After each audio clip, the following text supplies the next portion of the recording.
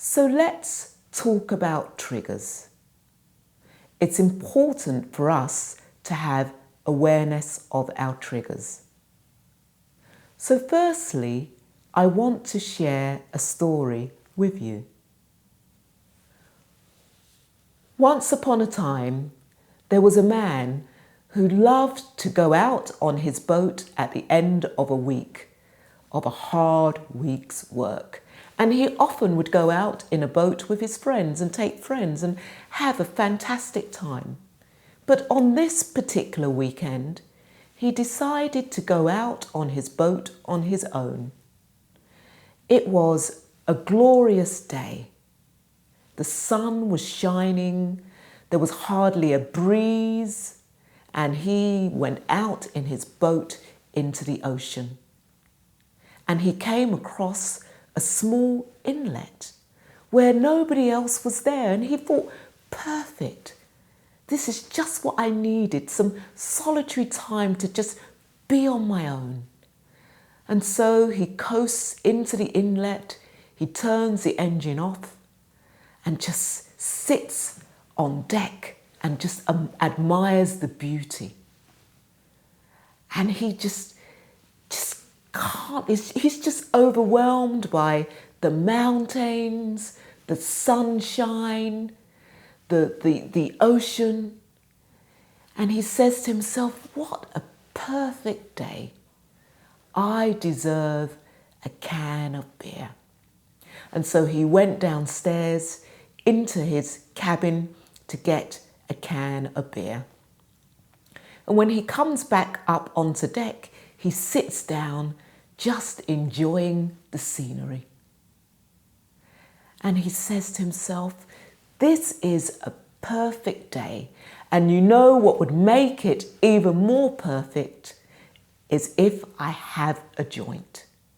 And so he reaches to a bag on deck and pulls out a joint. And he smokes it, and he's in seventh heaven. He's completely blissed out. And he thinks, I've had a hard week at work. I'll have another joint. Who cares? Nobody's around. And he smokes another joint. And by this time, he's actually quite knocked out and he needs to lie down. And so he lies down on the deck and begins to snooze. About an hour later, he's disturbed by this bright light. And he looks up and he looks out into the ocean and he can see that the sun is beginning to set. And he thinks, oh, what a beautiful day. But he sees this light and thinks, there's a boat in the distance. And he thinks to himself, well, that's fantastic. It's far enough. And isn't it great that somebody else can enjoy this beautiful day? I'll have another can of beer. So he starts drinking another can of beer, but this bright light gets closer and closer. And he's thinking, this boat is coming closer towards me. What, in Egypt? This boat is going to slam into me. And then he starts shouting, stop, stop, you're going off course. Stop, stop, you're going off course. And he's furious because the person in the other boat doesn't seem to be listening. And it's dark and he's basically pissed off and he decides to have another joint. But as he goes for another joint, he can see that this boat is coming closer and closer and closer to him. And poof, the boat slams into his boat. And a man falls face down onto the deck. And when he manages to stand up, he's looking at a lighthouse. There was no boat at all. His boat crashed into the lighthouse. So let's look at these triggers. There were some external triggers. The external triggers was a beautiful day. The man was having a beautiful day, the sun was shining. He thinks, oh, I deserve to have a can of beer. That's an internal trigger. It's something that we sometimes call a mediating thought. And these mediating thoughts are internal triggers. The man has a can of beer. This is an external trigger. He has this can of beer and he thinks, oh, I'll have a joint. That's another internal trigger, a mediating thought. He falls asleep or he's snoozing. An external trigger was the bright light. He sees this bright light and he begins to get agitated. He has mental agitation because he sees this bright light. He doesn't know what it is. He looks up and he thinks, oh, well, the boat is, far away, so I can still enjoy my time and I'll have another can of beer. But as the light gets brighter, it becomes even more of an external trigger and he begins to get really agitated and angry and starts shouting. And so by this time, all the triggers just begin to snowball and poof, he slams into the lighthouse, damaging his boat. Not aware of any of these triggers at all. Not aware of the breath. Not aware of what is happening as it's happening. And this happens for many of us who have addictions. We have trigger after trigger and we damage our relationships, we destroy our families, we damage our work relationship.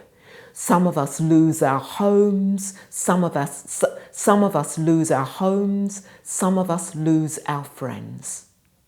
Because these triggers just snowball out of proportion and we end up relapsing without not even being aware of what is happening.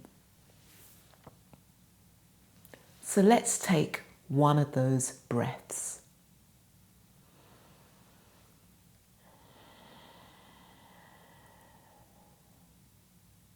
Having awareness of what you're feeling right now.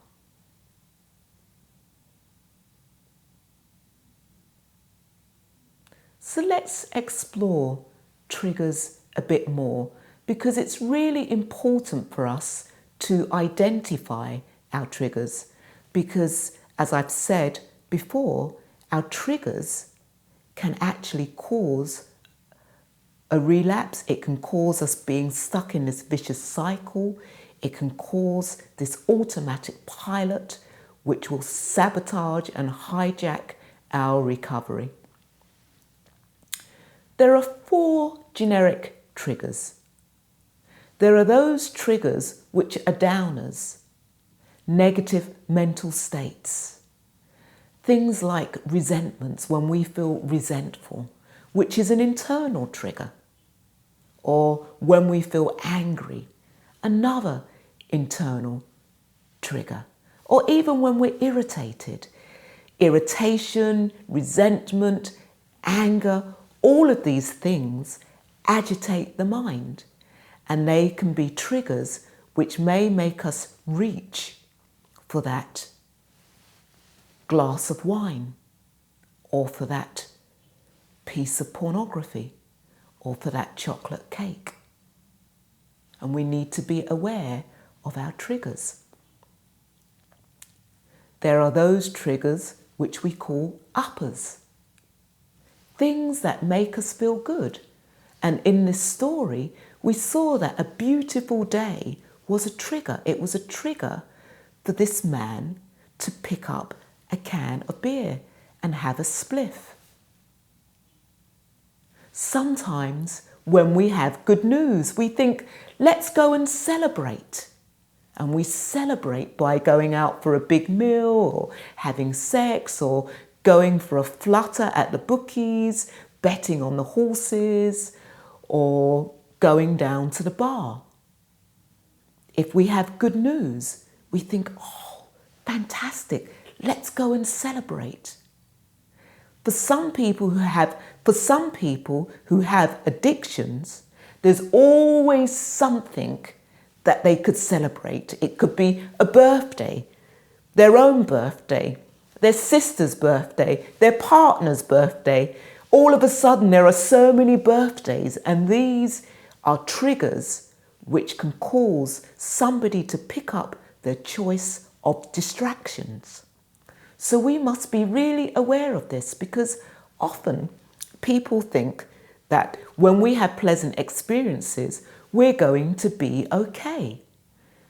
There are some people who find it incredibly difficult to sit with pleasant experiences.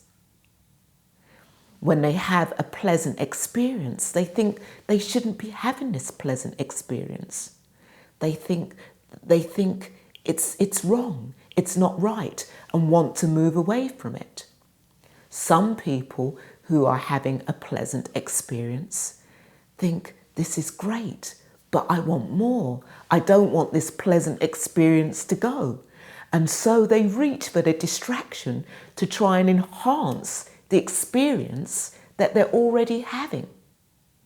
So this is how uppers can be a trigger. Another kind of trigger can be interpersonal triggers. These are triggers like having a row with your partner. You have a big argument with your partner. So that's an external trigger. And then a mediating thought might arise, it's not fair. And that mediating thought may lead to, I'm going to pick up my choice of distraction, who cares? Another interpersonal trigger could be a conflict at work. Perhaps your supervisor or your manager says that actually you're doing well, but it would be really great if you could improve in this particular skill. And then what you choose to listen to is the part where your supervisor or boss or manager has said, this is where you need to improve. You don't even listen to all the good things that they've said. You lose awareness about that. You get fixated onto this part where you need to improve, and you start beating yourself up. You say it's not fair, and you decide to choose your choice of distraction, which again can lead into a relapse. These interpersonal triggers are very important because they can trigger off mediating thoughts that can cause you to relapse. The other type of trigger is peer pressure. Peer pressure is a big one because we don't want to feel different. I know myself. I don't drink alcohol, and I know that some people have stopped inviting me to their parties because I don't drink alcohol and they don't want to feel awkward. And when we're in this situation, we feel like, I don't want to be different. I want to be like the boys. I want to be like the girls. I want to be like my friends. And so that's a kind of internal trigger, mediating thoughts. Nobody's actually putting pressure on you. You're putting pressure on yourself. But our peers can put pressure on us. They may know that we don't drink and they say, oh, come on, come down to the bar, just have one. You're not an alcoholic, you can have one. And we think, oh, maybe they're okay. And we think maybe that's true. Maybe it is okay for us to go down to the bar or the pub to have another drink. Some of our friends might say, come on, let's go to a strip joint. It's harmless. Oh, you're not a sex addict. Come on, seeing a strip show, what's wrong with that? Well, there's nothing wrong with the strip show. But if you are a sex addict, that is going to trigger a relapse. So we need to be really aware of this.